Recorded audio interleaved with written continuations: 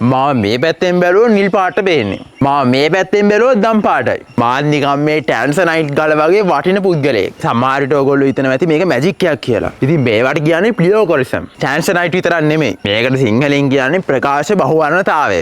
බලන්න මැණික් කියන්නේ කොච්චර පුදුම දෙයක්ද. හැබැයි ඉතින් මේ ගලේ ක්වොලිටිය ගන්න ඕන නම් මැණික් කට් කරන ශිල්පියාට ඒ දැනුම හොඳටම තියෙන්න ඕනේ. හැමෝම ඉල්ලු ප්‍රැක්ටිකල් ක්ලාස් එක අපි දැන් ළඟදීන් පටන් ගන්නවා. ඕගොල්ලන්ට මේ WhatsApp නම්බර් එකට කතා කරලා ඒකට ජොයින් වෙන්න පුළුවන්. අර තනි තනියෙන් අවධානය යොමු කරන හින්දා සීමිත කට්ටය අපිට බදවා ගන්න වෙන්නේ. මේ මැණිකේ විද්‍යාවක් නෙමෙයි මෙතන තියෙන්නේ. ආලෝකයේ මේ මැණික් ගල හරහා යනකොට මේ ආලෝකේ කදම්බ ලම්බකව දෙක තුනකට කැඩෙනවා. මේකම වෙන වෙන වර්ණ තරංගات උරා ගන්නවා. පාට දෙකේ ගල් වලට කියන්නේ ට්‍රයිකොරසම්. ඉතින් පාට තුනේ ගල් වලට කියන්නේ ට්‍රයිකොරසම්. මේක ස්පටික හැඩේ අනුව තමයි හැදෙන්නේ. මේවා නිකන් ලී කෝට්ටක් වගේ තමයි ස්පටික උඩින්නම් පහළට තියෙන්නේ. ජෙම් එක කට් කරන කෙනා ලම්බකව කැපුවොත් මුළු ගලම විනාශ වෙනවා. ඒ කියන්නේ ගල නිකන් අර කප් ගලක් වගේ තමයි පේන්නේ. ඒකයි අර ටැන්සනයිට් කට් කරන්නත් දැනුම තියෙන්න ඕනේ කියන්නේ. ඕගොල්ලන්ට මම ටැන්සනයිට් මයින් වල ගිය වීඩියෝ බලන්න අවශ්‍ය නම් කමෙන්ට් එකක් දාන්න. හැබැයි ඉතින් ටැන්සනයිට් වල පාට තුනක් තමයි තියෙන්නේ. නිකන් රතු දුබුරු නිල් ඒ වගේ. මේ ටැන්සනයිට් කට් කරද්දී අපිට ගලේ බර බේරාගෙන ගියොත් ගල දම් පාට වෙනවා. පොඩියට හරි අපි හරි පැත්තට කැපුවොත් අපිට නිල් පාට ගන්න පුළුවන්. ඇන්ඩ්‍රොසයිට් ට්‍රයිකොරිසම් ගල. මේකදී ඔයගොල්ලෝ දැකලා තියෙනවනේ මගුල් ගල්. ඒ වගේ පාට තුනම පේන්න තමයි අපි කට් කරන්නේ. එම් කටින් වලදී මේ වගේ ඔයාලට හොඳ නොලෙජ් එකක් තියෙන්න ඕනේ. ඔයාලන්ට මේ වගේ ෆුල් වීඩියෝ එකක් අවශ්‍ය නම් කමෙන්ට් එකක් දාන්න.